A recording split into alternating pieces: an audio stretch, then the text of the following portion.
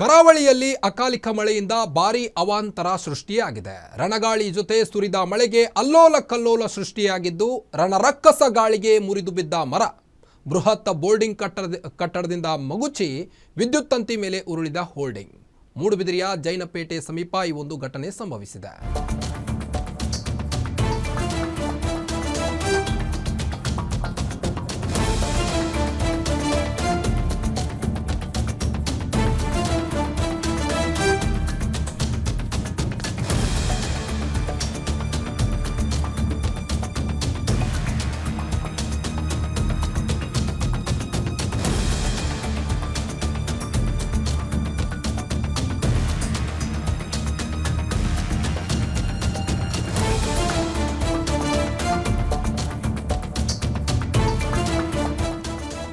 ಈಗಾಗಲೇ ರಾಜ್ಯದ ಕೆಲ ಜಿಲ್ಲೆಗಳಲ್ಲಿ ಅಕಾಲಿಕ ಮಳೆಯಿಂದ ಭಾರೀ ಅವಾಂತರ ಸೃಷ್ಟಿಯಾಗಿದ್ದು, ಇದರ ನಡುವೆ ಈಗ ಕರಾವಳಿಯಲ್ಲಿ ಅಕಾಲಿಕ ಮಳೆಯಿಂದ ಭಾರೀ ಅವಾಂತರ ಸೃಷ್ಟಿಯಾಗಿದೆ.